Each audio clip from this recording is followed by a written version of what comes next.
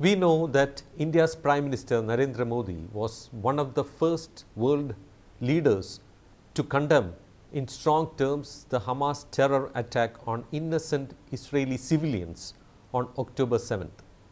The manner in which India has supported Israel has raised many an eyebrow in Arab world and even some Muslim groups in India.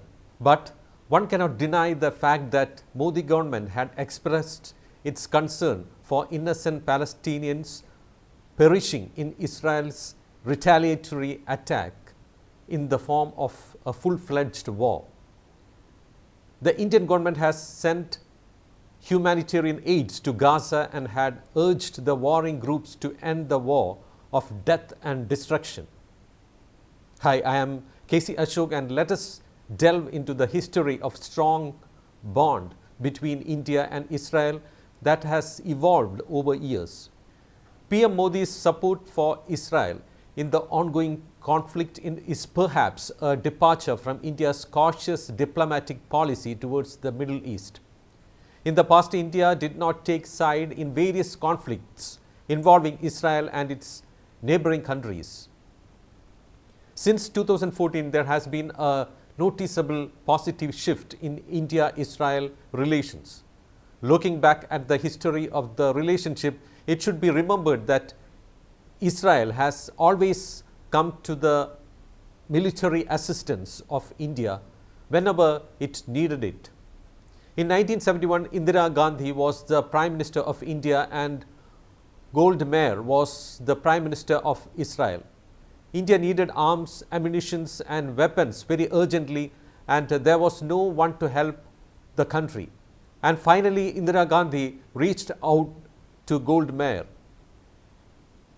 Israel themselves wanted those weapons then, but Gold Meir decided to help India. So a consignment of weapons that was meant for Iran was diverted to India.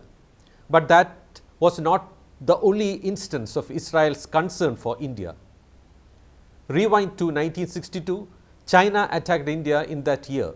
When Indians were bragging about Hindi Chini Bye Bye slogan during the years of Jawaharlal Nehru as the Prime Minister of India, China stabbed in the back and attacked India unexpectedly. Nehru finally reached out to David Ben Gurion, the then PM of Israel. He was willing to help since India was a democracy that needed to be strengthened. But Pandit Nehru put forward one condition. It was that the ships carrying weapons to India should not have Israeli flag. But Israel was not ready for this, and finally Nehru had to relent. And thus the Israel weapons helped India to combat China. In 1965, Pakistan thought India was weak in the years following India-China war of 1962. Pak wanted to seize the opportunity and attack India and take Kashmir by force. So Pakistan waged a war, and again India required weapons.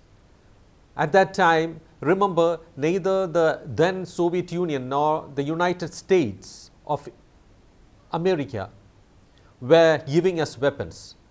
The US were not supplying us even the grains we required. Again, India reached out to Israel, and they were more than willing to help us.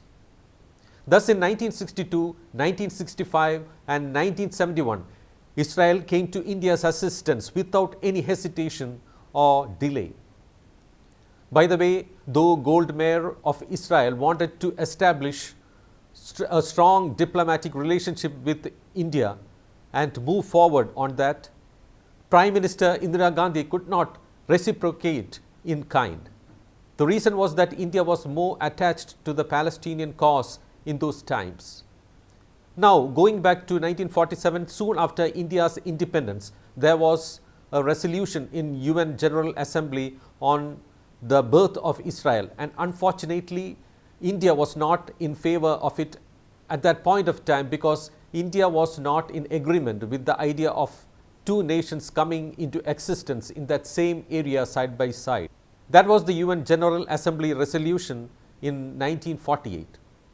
In 1949, some countries recognized Israel, and only in 1950 did India too recognize Israel. But the Indian embassy in Israel was opened only long after that. That was in 1992. So it was, of course, a hurdle in the progress of India-Israel relationship. At that time, India was more focused on recognizing Yasser Arafat as the representative of Palestine Liberation Organization. The then Indian Prime Minister Indira Gandhi had very close friendship with Yasser Arafat, who later described her as his sister. India was also obsessed with the non-alignment movement. Another significant development was in 1983. There was apprehension then that Pakistan was building nuclear weapons at Kaumudy reactor. It was Israel's intelligence agency Mossad that shared that sensitive information in 1983. Not only that, Israel was even willing to fly aircraft to Pakistan and bomb Kaumudy for the sake of India and in order to ensure that their nuke weaponization program was nipped in the bud. Israel's military aircraft wanted to come to India for refueling at Jamnagar and then attack Kaumudy reactor. Indira Gandhi agreed to this, but the information was leaked out apparently by America's Central Intelligence Agency, and Pakistan threatened to bomb India's Trombay in case India bombed Kaumudy. So Israel dropped the plans, and see, this again proved Israel's sincerity towards India. Now cut to 1999, Pak attacked India in Kargil. There were incursions at Kargil Dras Batalic Heights along 150 kilometers of area. They came up to 15 to 20 kilometers inside Indian territory. It may be recalled that in 1999, India had done Pokhran nuclear test and major sanctions on India ensued. There were no weapons from US or Russia. Once again, Israel came to India's help. Israel said, just tell us what you need. In the war, Pakistan had Stinger missiles, and because of this, India lost a MiG-21 and brave wing commander Ahuja. Then Air Force decided to fly the plane much higher to avoid Pakistan's Stinger missiles. But the problem is when you fly in high speed, it is very difficult to pinpoint a target on top of a peak where bunkers exist. You need smart munition for that. And believe it, Israel supplied us with the required weapons and systems from their own inventory. Not only that, they flew their technicians to Gwalior where the Mirage base is and fitted those kits on those 1,000-pound bombs. These smart kits had laser designators. Thus, India could lit up those targets and bomb them. Pakistan had no clue that India was using fighter jets. India had no information about Pakistan's military logistics as well, and it was Israel military satellites that helped India to gather information about this.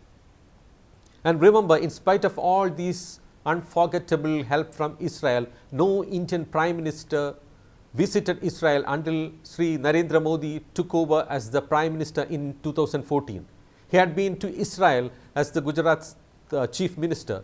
He knew the strategic significance of that relationship. He also knew and ensured that this relationship was not limited to armed forces or intelligence or strategy. For instance, India learned the techniques of drip irrigation from Israel, the country which had turned their barren land into incredible fertile land. Farmers from India have also traveled to Israel to learn the tricks of the trade. Now, India and Israel have a strong mutual cooperation in almost all areas, be it defense, science and technology, startups or agriculture. Notably, Prime Minister Narendra Modi became the first Indian Prime Minister to visit Israel, and it happened in 2017. As a matter of fact, India's relationship with Israel is not just a matter of politics, religion or diplomacy. The relationship and bonding is unfathomably deeper. Go to Israel and say that you are an Indian. The natives there will overwhelm you with love and hospitality. A friend in need is a friend indeed, goes the saying, and therefore Israel, India's friend in need, will always be its friend indeed. Thank you for watching.